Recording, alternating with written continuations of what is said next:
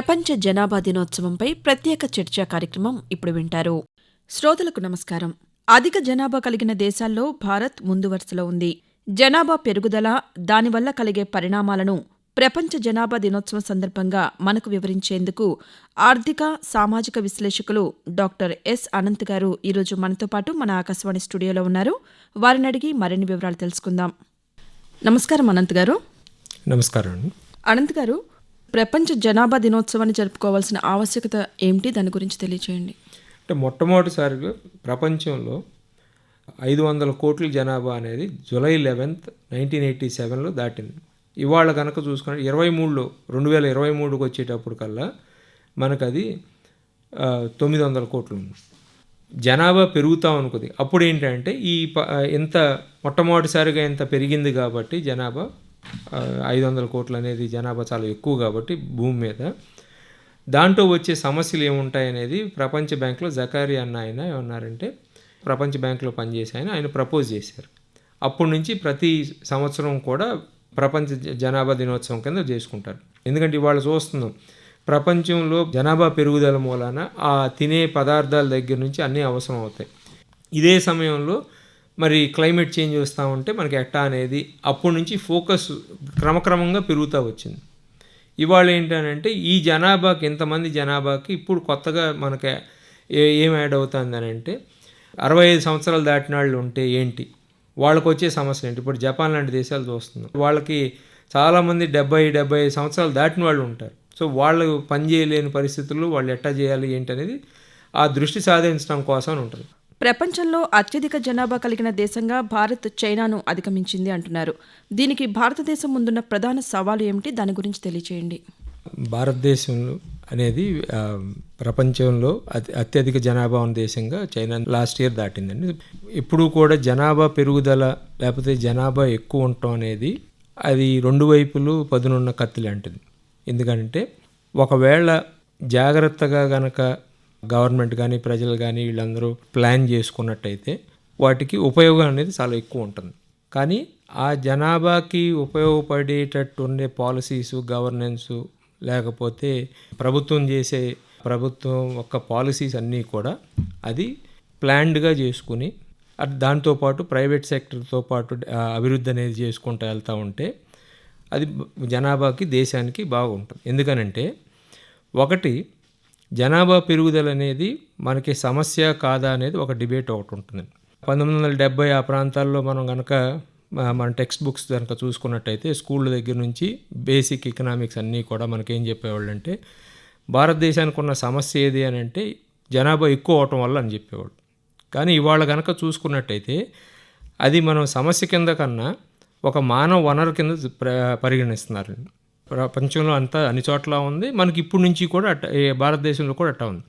So ఒకవేళ కనుక అభివృద్ధి జరగాలి అని అంటే పెరిగే జనాభాకు అనుకూలంగా ఎడ్యుకేషను, హెల్త్ ఇటువంటి అంశాల మీద కనుక ప్లాన్ చేసుకోగలిగినట్టయితే వీళ్ళకి ముందు అంటే వీళ్ళు జనాభా పెరుగుతా ఉన్న కొద్దికి, వయసు పెరుగుతా ఉన్న కొద్దికి ప్రజల్లో అది దేశానికి బాగుంటుంది. వాళ్ళకు కూడా ఏంటంటే ప్రజలకు కూడా ఎట్టా ఉంటుందంటే, జనాభా కూడా ఎట్టా ఉంటుందని అంటే వాళ్ళు ఆర్థిక పరంగా నిలదొక్కుని చదువుకుని అవేర్నెస్ అనేది రావటం అనేది కూడా జరుగుతూ ఉంటుంది. సో అది ఎట్టా ఒక దేశంలో జనాభా మూలాన ఆ దేశం పాలసీస్ పరంగా కానీ లేకపోతే వాళ్ళకున్న వ్యవస్థలో కానీ ఎటువంటి పాత్ర పోషించేటట్టు అది దారి చూపించగలుగుతాం అనే దాని మీద ఆధారపడి ఉంటుంది. సార్, అలాగే మన దేశంలో సగటు భారతీయుని వయసు సుమారు 28 సంవత్సరాలు. అయితే చైనాలో ఇది దాదాపు 40 సంవత్సరాలుగా ఉంది. మరి చైనాతో పోలిస్తే భారత్కు ఎటువంటి ప్రయోజనాలు ఉన్నాయంటారు? ప్రధానంగా ఎట్లా ఉంటుందంటే, ఎంత వయసు 15 ఏళ్ళు దాటిన తర్వాత జనాభాలో కనుక ఉన్నట్టయితే అది ఆ దేశానికి ఒక లాభంలాగా చూసుకుంటాం ఆర్థిక పరంగా. ఎందుకనంటే ఒకటి, ఆరోగ్యపరంగా ఉంటారు ఈ పాపులేషన్. ఇప్పుడు ఫర్ ఎగ్జాంపుల్ 20 లేదా 25 లేదా 15 ఏళ్ళ నుంచి 60 ఏళ్ళు ఉన్న వయసు గల వాళ్ళకి, 65 పైన 70, 80 ఏళ్ళు ఉన్న మనిషి కనుక చూసుకున్నట్టయితే ఆరోగ్యపరంగా వాళ్ళు చేయగలిగిన పనిలో, వాళ్ళ ఆలోచన శక్తిలో చాలా తేడా ఉంటుంది.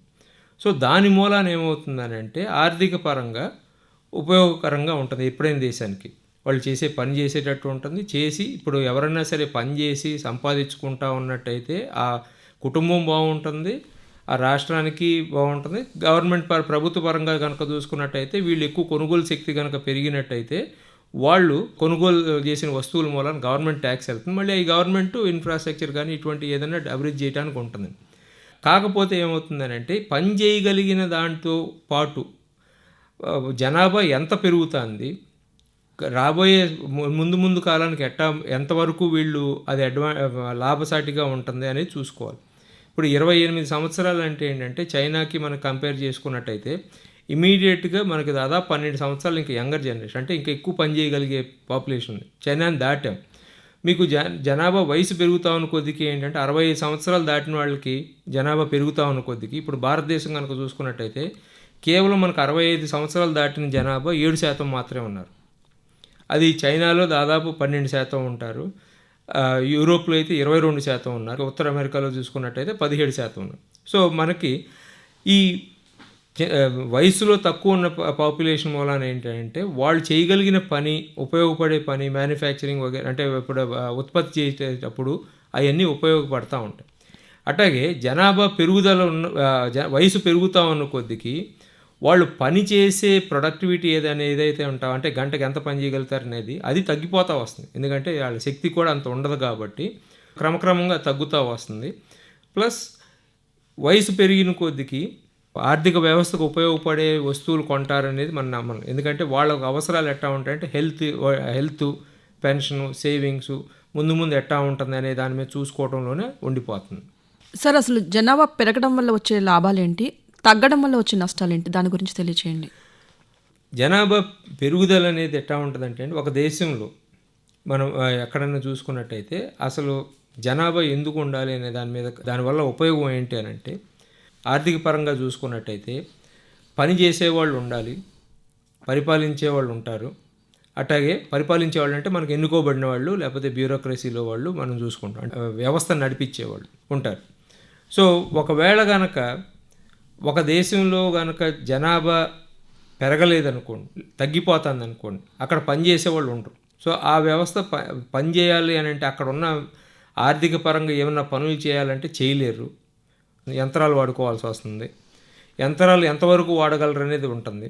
ప్లస్ వాళ్ళు బయట నుంచి తెచ్చుకోవాల్సి వస్తుంది. ఇవాళ పరిస్థితి ఎట్టా ఉందంటే భారతదేశంలో జనాభా లాభం అని మనం ఎట్టాగైతే అనుకుంటున్నామో నేషనల్ స్కిల్ డెవలప్మెంట్ కార్పొరేషన్ వాళ్ళు సర్వే తీసుకొస్తే ప్రపంచవ్యాప్తంగా చూసుకుంటే దాదాపు 25% పనిచేయగలిగిన వాళ్ళని భారతదేశం సరఫరా చేయగలదని అంటున్నారు. ఇప్పుడు అది సరఫరా చేయటం ఎందుకంటే ఇందాక మనం అన్నట్టు ఉత్తర అమెరికాలో కనుక తీసుకున్నట్టయితే 17% మంది 65 సంవత్సరాల కన్నా దాటిన వాళ్ళు ఉన్నారు. వాళ్ళు పని చేయలేని పరిస్థితి వచ్చినప్పుడు ఏంటంటే వేరే వాళ్ళు పని చేయాల్సి వచ్చే పరిస్థితి వస్తుంది. భారతదేశంలో ఏంటంటే మనకి జనాభా పెరుగుతా ఉన్న కొద్దికి ఆ వర్క్ ఫోర్స్ ఏదైతే ఉంటుందో, పని చేసేవాళ్ళు ఎవరైతే ఉంటారో మన అవసరాలతో పాటు బయట వేరే దేశాల అవసరాలు కూడా సరఫరా చేసే అవకాశం ఉంటుంది. తగ్గుతూ ఉంటే సమస్య ఏమవుతుందని అంటే పని చేసేవాళ్ళని బయటని తెచ్చుకోవాలి. ఇప్పుడు ఫర్ ఎగ్జాంపుల్ మనం తీసుకున్నట్టయితే గల్ఫ్ దేశాలు ఉంటాయి, వాళ్ళకి జనాభా మామూలుగానే తక్కువ ఉంటారు. అభివృద్ధి చేసుకోవాలనుకుంటే దేనికన్నా బయట నుంచి తీసుకెళ్ళాలి. అందుకని ఇప్పుడు భారతదేశం లాంటి దేశాల నుంచి వాళ్ళు జనాలను తీసుకెళ్ళి పని చేయించుకోవాల్సి వచ్చే పరిస్థితి వస్తుంది.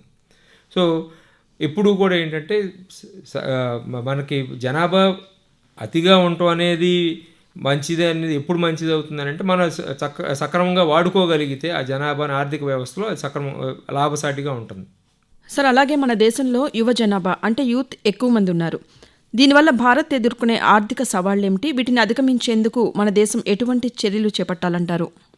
ప్రధానంగా ఏం చేయాలంటే యువకులు ఎక్కువ ఉన్నప్పుడు వాళ్ళకి అన్నిటికన్నా చదువు అయిపోయిన వెంటనే అంటే 14 ఏళ్ళు అని అంటే వాళ్ళు ఇంకొక 6 ఏళ్ళు 7 ఏళ్ళు వరకు చదువుకునే అవకాశం ఉంటుంది. చదువుకుంటే వాళ్ళకు ఉద్యోగాలు అనేది రావాలి. ఉద్యోగాల్లో కూడా ఏంటంటే తక్కువ స్కిల్ ఉన్నవి, నైపుణ్యం ఉన్నవి ఉంటే వాళ్ళ ఆ సంపాదన శక్తి తక్కువ ఉంటుంది. అట్లాగే వాళ్ళు చదువుకుని నైపుణ్యం కనుక ఎక్కువ ఉన్నట్టయితే వాళ్ళు చేసే వృత్తిలో వాళ్ళకి అధిక ఆదాయం వచ్చే అవకాశం ఉంటుంది. ఈ అధిక ఆదాయం వస్తే ఏంటంటే వాళ్ళు మళ్ళీ ఖర్చు పెట్టుకునే కొనుగోలు శక్తి వాళ్ళకి పెరుగుతుంది. సో వాళ్ళు చదివించుకోవటం కానీ ఇప్పుడు ఫర్ ఎగ్జాంపుల్ ఒకవేళ కనుక ఒక వ్యక్తి చదువుకున్నాడు అనుకో, బాగా నైపుణ్యం ఉంది, ఉద్యోగం అనేది క్రియేట్ అవ్వాలి, అది ఆ ఉద్యోగం అనేది ఉండాలి. ఉద్యోగం లేకపోతే ఏం చేస్తాడంటే ఖాళీగా ఉంటాడు. అటు 5 ఏళ్ళు 10 ఏళ్ళు ఖాళీగా ఉండొచ్చు. తర్వాత ఏమవుతుందనంటే ఈ టెర్రరిజం వగైరా ఇటువంటి ఈ సామాజిక పరంగా ఇబ్బందిగా ఉండే వాటిలోకి ఏమన్నా వెళ్ళే అవకాశాలు ఉంటాయి. అట్లా కాకుండా ఒకవేళ చదువుకుని వీళ్ళు యువత ఎవరైతే ఉన్నారో వాళ్ళు క్రమక్రమంగా చదువుకుని వాళ్ళు సంపాదించుకొని కొనుగోలు శక్తి పెరుగుతూ ఉన్న కొద్దికి ఆ కుటుంబం బాగుపడటమే కాకుండా అభివృద్ధి అనేది జరుగుతూ ఉంటుంది మనకి. అది ప్రధానమైనది అవుతుంది. కానీ అది జరగాలంటే మనకి ఏంటంటే ఎడ్యుకేషన్ సిస్టమ్ బాగుండాలి. ఎడ్యుకేషన్ సిస్టంలో నేర్పించే అంటే చదువుల్లో ఏంటంటే వాళ్ళకి నైపుణ్యం రావాలి. నైపుణ్యం అనేది మనం స్కూల్ క్లాస్ రూమ్లో నేర్పించింది ఒకటైతే, తరగతులలో నేర్పించేది ఒకటైతే, అది బయట సమాజంలో బయట ఆర్థిక వ్యవస్థకు ఉపయోగపడేటట్టు, ఆర్థిక పరంగా ఉపయోగపడేటట్టు మనకి ఇండస్ట్రీకి కానీ వాటికి ఉపయోగపడేటట్టు ఉండాలి. అప్పుడు వాళ్ళకి లాభసాటిగా ఉంటుంది. అంటే దానికి సంబంధించిన నైపుణ్య శిక్షణా కేంద్రాలు కూడా వాళ్ళకి అందుబాటులో ఉండాలి. అని నైపుణ్యతో మాట్లాడి తర్వాత హాస్పిటల్స్ దగ్గర నుంచి వాళ్ళకి యాస్పిరేషన్స్ పెరుగుతూ ఉంటాయి. యాస్పిరేషన్స్ పెరిగినప్పుడు అవన్నీ సరఫరా చేయడానికి మళ్ళీ వాళ్ళు కొనుక్కునే శక్తి ఉండాలి. లేదని అంటే యాస్పిరేషన్స్ పెరుగుతూ ఉన్న కొద్దికి వాళ్ళు కనుక ఆ కొనుగోలు శక్తి లేకపోతే ఏంటంటే ఈర్ష్య లాంటివి పెరుగుతూ ఉంటాయి. సార్, అలాగే జనాభా పరంగా డెమోగ్రాఫిక్ డివిడెంట్ భారత్కు సహాయం చేస్తుందనే నమ్మకం ఉంది. అసలు డెమోగ్రాఫిక్ డివిడెంట్ అంటే ఏంటి? దీని ద్వారా భారత్కు ఎంతవరకు ప్రయోజనం కలుగుతుందంటారు? క్లుప్తంగా చెప్పాలంటే డెమోగ్రాఫిక్ డివిడెంట్ అంటే ఎంతమంది డిపెండెంట్ పాపులేషన్ ఆధారపడే వాళ్ళు ఎంతమంది ఉన్నారు, పనిచేసే వాళ్ళ మీద ఆధారపడే శాతం ఎంత ఉంది అనేది. పనిచేసే వాళ్ళు అంటే మనం మాట్లాడుకునేటప్పుడు 15 ఏళ్ళ నుంచి 64 ఏళ్ళ వరకు కూడా ఏంటంటే పని చేయగలిగిన వర్క్ ఫోర్స్లో ప్రొడక్టివ్ పార్ట్ అని అంటాం మనం. సో 14 ఏళ్ళ కన్నా కింద తక్కువ ఉన్నాళ్ళు అంటే ఏంటంటే పిల్లలని. అది ఎప్పుడూ కూడా ఏంటంటే మనకి 15 ఏళ్ళ నుంచి 64 ఏళ్ళ వరకు కనుక జనాభా ఎక్కువ ఉన్నట్టయితే దాంట్లో వచ్చే లాభం ఏంటంటే వీళ్ళు ఎక్కువ కాలం పని చేయగలుగుతారు. ఇప్పుడు మనం భారతదేశంలో సగటుగా వాళ్ళకి 28 సంవత్సరాలు ఉంది సుమారు అని అంటున్నామంటే వీళ్ళు 65 ఏళ్ళ దాకా మామూలు పరిస్థితుల్లో అన్ని other things being equal and అన్నీ కనుక మామూలుగా ఉన్నట్టయితే వీళ్ళు 65 ఏళ్ళ దాకా పని చేయగలుగుతారు. అంటే దాదాపు మనకి 37 ఏళ్ళ వరకు కూడా వీళ్ళు పనిచేసి ఆర్థిక వ్యవస్థకి వాళ్ళు సంపదని పెంచగలిగే అవకాశం ఉంటుంది. అదే కనుక 14 ఏళ్ళ కన్నా తక్కువ ఉన్నారనుకోండి పాపులేషన్, అప్పుడు వాళ్ళు డిపెండెంట్ అయి ఉంటారు. అట్లాగే మళ్ళీ 65 ఏళ్ళ కన్నా ఎక్కువ ఉండకూడదు. ఎక్కువ ఉన్నట్టయితే మళ్ళీ హెల్త్ ఇష్యూస్ కానీ లేకపోతే వాళ్ళు పనిచేయలేని సమస్యలు వస్తూ ఉంటాయి. కాబట్టి ఈ ఆర్థిక వ్యవస్థకి వాళ్ళు కాంట్రిబ్యూట్ చేసే తక్కువ ఉంటుందని అంట. సార్, అలాగే భారత్లో వేగంగా పెరుగుతున్న జనాభాకు అనుగుణంగా ఆకాంక్షలు తీర్చడానికి అలాగే వాళ్ళకి సాధికారత కల్పించడానికి ఎటువంటి ప్రణాళికలు చేపట్టాలంటారు? ఇప్పుడు మనకి జనాభా పెరుగుతూ ఉన్న కొద్దికండి ఒకటి వాళ్ళకి చదువుకి సంబంధించి మనం ప్రొవైడ్ చేయగలగాలి. దాంతోపాటు నైపుణ్యం రావాలి. దాంతోపాటు ఏంటంటే ఉద్యోగాలు ఉండాలి. ఉద్యోగాలు అనేది ఎక్కువ శాతం ఏమవుతుందని అంటే మనకి పట్టణాల్లో ఉంటుంది. వీళ్ళు విపరీత పట్టణాల్లోకి వెళ్తామన్న కొద్దికి అర్బనైజేషన్ అనేది పెరుగుతూ ఉన్న కొద్దికి మనకి సమస్య ఎక్కడ వస్తుందని అంటే అంత జనాభాకి మన పట్టణాలు అయితే కట్టలేదు. ఎందుకంటే మన ప్లాన్డ్గా ఏమీ లేవు, జనాలు వస్తూ ఉంటారు, పట్టణాలు పెరుగుతూ ఉంటాయి. కాబట్టి ఆ ఎమ్యూనిటీస్ అనేది మనం ఏదైతే ఉంటాయో వాళ్ళకి కావాల్సిన వసతులన్నీ కూడా ఏర్పాటు చేయగలిగే పరిస్థితి రావు. లేకపోతే ఏమవుతుందని అంటే మనకి ఆరోగ్యపరంగా కానీ లేకపోతే ఆర్థిక పరంగా కానీ లేకపోతే ఇటువంటి సమస్యలన్నీ వస్తూ ఉంటాయి. సో అది ఒకటి జాగ్రత్తగా చూసుకోవాలి. మనకి అందుకని 2014-15లో రూ అర్బన్ అనే ఒక స్కీమ్ ఒకటి సెంట్రల్ గవర్నమెంట్ ప్రపోజ్ చేసింది. అంటే రూ అర్బన్ అంటే ఏంటంటే రూరల్ అండ్ అర్బన్ అని, గ్రామాల్లో కూడా పట్టణాల్లో ఉండే పట్టణాల్లో ఫెసిలిటీస్ ఏమి ఉంటాయంటే మనకు హాస్పిటల్ వసతి కానీ లేకపోతే చదువుకోవడానికి కానీ లేకపోతే ఏమన్నా కొనుగోలు చేసుకోవడానికి కానీ ఎంటర్టైన్మెంట్ కానీ ఇవన్నీ ఉంటాయి. అది అక్కడే క్రియేట్ చేద్దాం. స్పెషల్లీ హెల్త్ ఎడ్యుకేషన్ సంబంధించిన ఫెసిలిటీస్ క్రియేట్ చేద్దామని గవర్నమెంట్ అనుకుంది. అటువంటివి చేసినట్టయితే మనకి ఉండదు. అట్లాగే ట్రాన్స్పోర్టేషన్ అనేది చాలా అవసరం. అంటే ఎవరన్నా ఒక వ్యక్తి పబ్లిక్ ట్రాన్స్పోర్టేషన్ అంటే గవర్నమెంట్ పరంగా లేకపోతే పబ్లిక్ అనేవాళ్ళు వెళ్ళటానికి చాలా అవసరం ఉంటుందండి. సో అటువంటి వాటి మీద infrastructure, water facilities, drinking water ఇటువంటి అన్నీ మనకి ఇవ్వాల్సి వచ్చే పరిస్థితి ఉంటుంది. సార్ అలాగే మన దేశ జనాభాలో 2050 నాటికి వృద్ధాప్య రేటు పెరగడం ప్రారంభమవుతుందని గణాంకాలు సూచిస్తున్నాయి.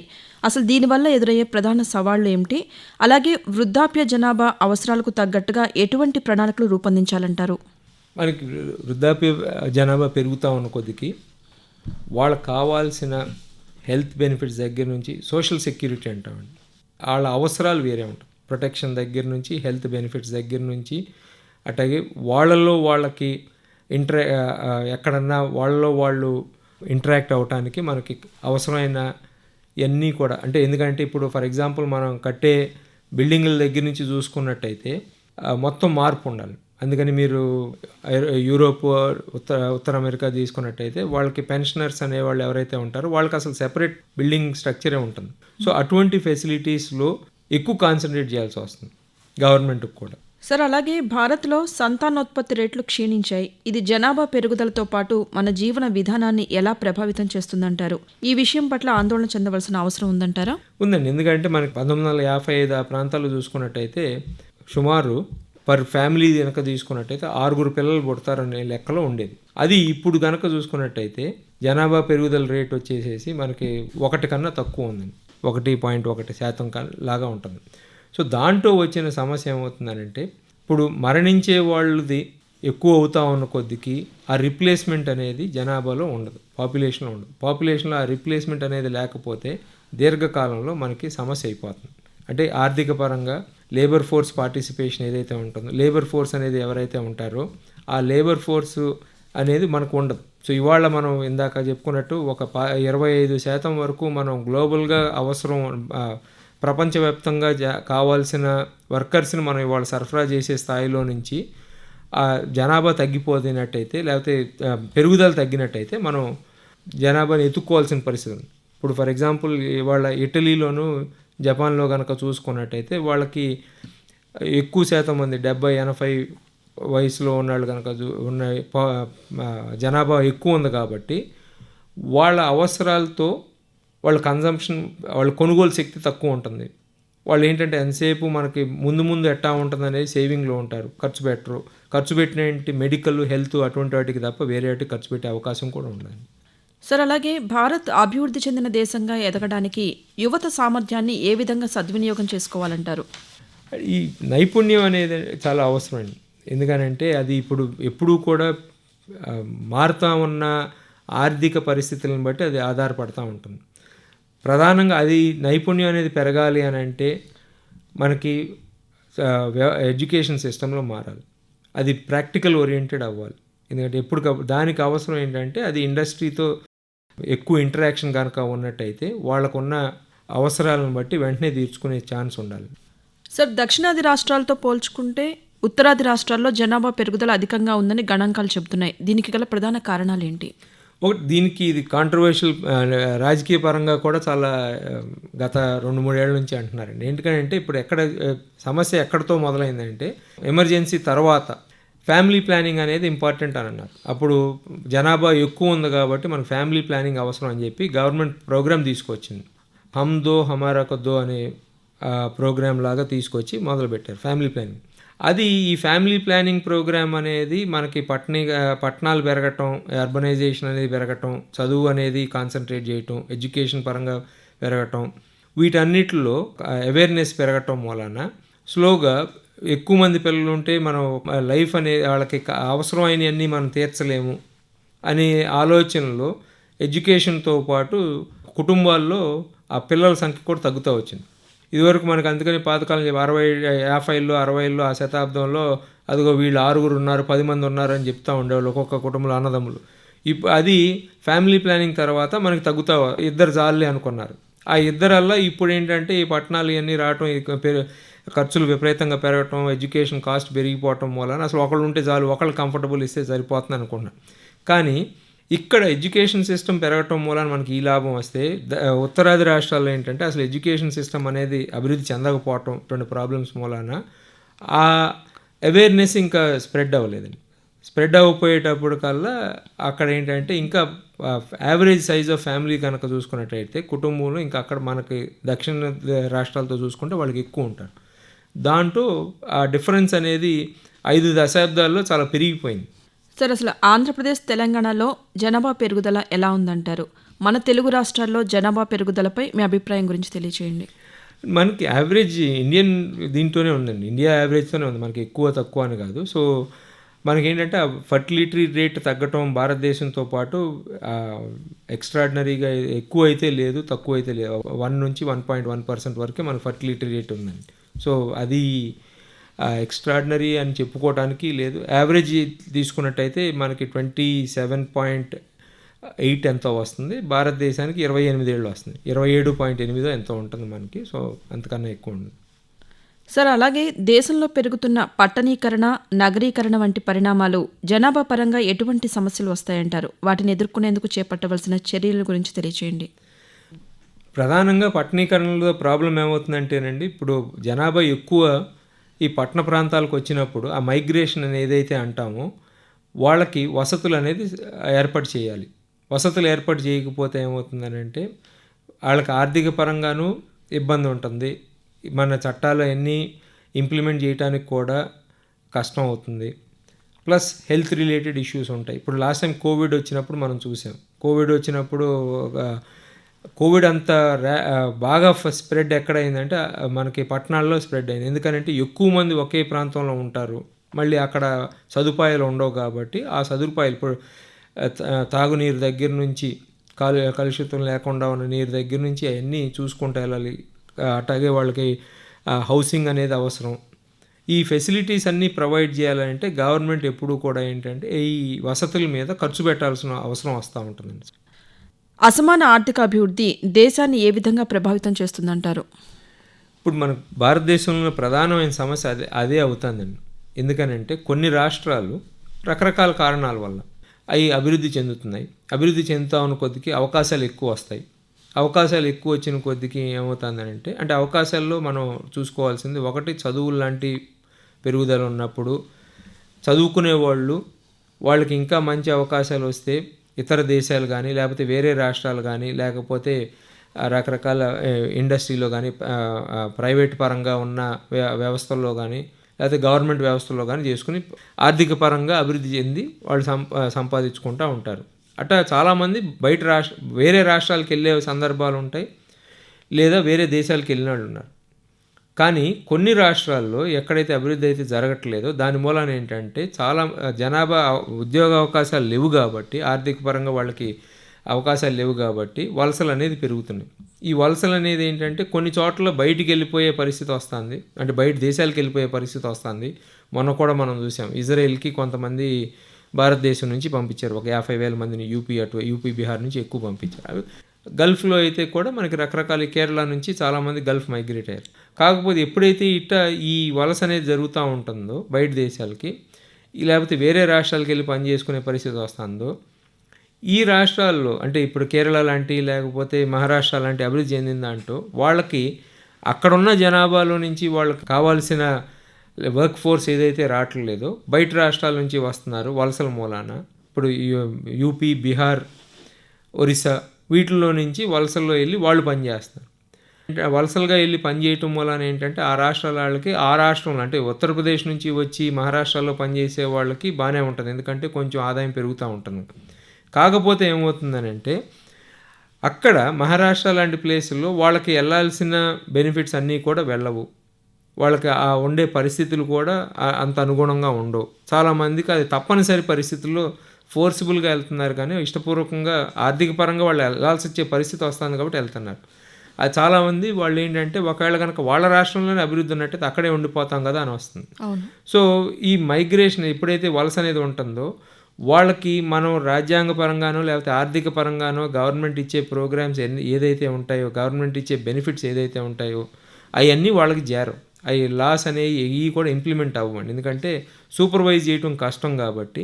అది అక్కడ ప్రైవేట్ సంస్థలు కానీ వాళ్ళు గవర్నమెంట్ సంస్థలు అంటే అన్నీ యాజ్ పర్ ఉన్న చట్టాలను బట్టి ఇంప్లిమెంట్ చేస్తారు. బట్ వేరే చోట అయితే అది కుదరదు. అందుకని రకరకాల ఇబ్బందులు వస్తాయి. అది భారతదేశానికి మంచిది కాదని చెప్పి అంటారు. అనంత్ గారు, మీరు ఈరోజు మా ఆకాశవాణి స్టూడియోకి విచ్చేసి ప్రపంచ జనాభా దినోత్సవానికి సంబంధించిన ఎన్నో విషయాలు చాలా చక్కగా తెలియజేశారు. ధన్యవాదాలు. ధన్యవాదాలు. ప్రపంచ జనాభా దినోత్సవంపై ప్రత్యేక చర్చా కార్యక్రమం మీరింతవరకు విన్నారు. ఈ కార్యక్రమంలో పాల్గొన్న అతిథి డాక్టర్ ఎస్ అనంత్ ఆర్థిక సామాజిక విశ్లేషకులు. వ్యాఖ్యాత కనపర్తి రాణి. సమర్పణ ప్రాంతీయ వార్తా విభాగం, ఆకాశవాణి విజయవాడ కేంద్రం.